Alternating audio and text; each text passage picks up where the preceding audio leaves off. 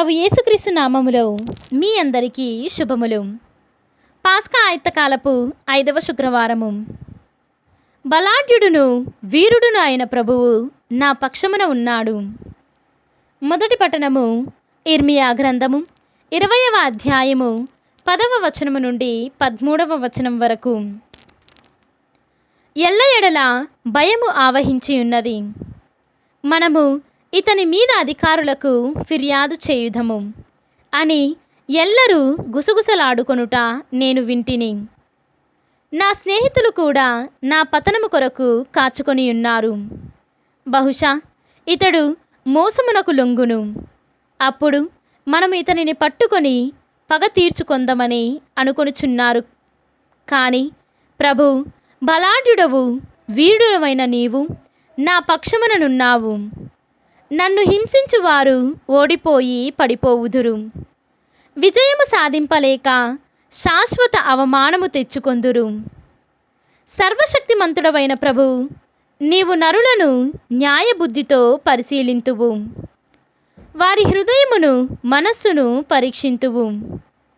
నేను నా వ్యాజ్యమును నీకు అప్పగించి తిని, కావున నీవు నా విరోధులకు ప్రతీకారము చేయగా నేను చూతునుగాక. ప్రభువుని కీర్తించి స్తుతింపుడు. అతడు పీడితులను దుష్టుల బారి నుండి విడిపించును. ఇది ప్రభువాక్కు. సర్వేశ్వరునికి వందనములు. భక్తి కీర్తన. నా ఆపదలో నేను ప్రభువుకు మొరపెట్టి తిని, ఆయన నా వేడుకోలును వినెను.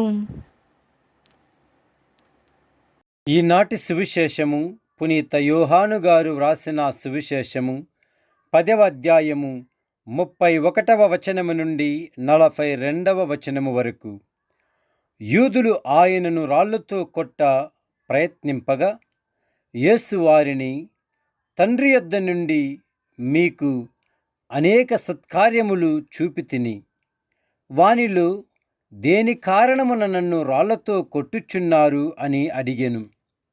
అందుకు యూదులు, నీవు మనుష్యుడివై ఉండి దేవుడినని అనుచున్నావు కావున దేవదూషణము చేసినందుకు నిన్ను రాళ్లతో కొట్టుచున్నాము, కాని సత్కార్యములు చేసినందుకు కాదు అని అనిరి. అందుకు యేసు వారితో ఇట్లనెను, మీరు దైవములని నేను చెప్పితిని అని మీ ధర్మశాస్త్రమున వ్రాయబడి ఉండలేదా? దేవుని వాక్కు ఎవరికి వచ్చునో వారే దైవములు అని చెప్పిన లేఖనము నిరార్థకము కానేరుదు గదా. అట్లయినా తండ్రి నన్ను ప్రతిష్ఠ చేసి ఈ లోకమునకు పంపెను. అట్టి నేను దేవుని కుమారుడనని చెప్పినందున దేవదూషణము పలుకుచున్నానని నిందారోపణ చేయుచున్నారా? నేను తండ్రి పనులను చేయని ఎడల మీరు నన్ను నమ్మవద్దు. కాని నేను వానిని నెరవేర్చుచున్న ఎడల మీరు నన్ను నమ్మకపోయినా నా క్రియలనైనా నమ్ముడు. తండ్రి నాయందు నేను తండ్రి యందు ఉన్నామని మీరు గ్రహింతురు. వారు మరలా యేసును పట్టుకొనుటకు ప్రయత్నించిరి.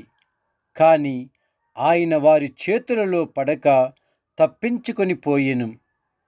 యోహాను మొదట బాప్తిస్మము ఇచ్చిన యొర్దాను ఆవలి తీరమునకు యేసు మరలా వెళ్ళి అచ్చటనే ఉండెను.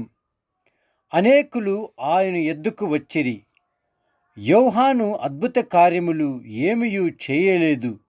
కాని యేసుని గురించి అతడు చెప్పినదంతయు యథార్థము అని వారు పలికిరి. అక్కడ అనేకులు ఆయనను విశ్వసించిరి. ఇది క్రీస్తు సువిశేషము. క్రీస్తువా మీకు స్తుతి కలుగునుగాక.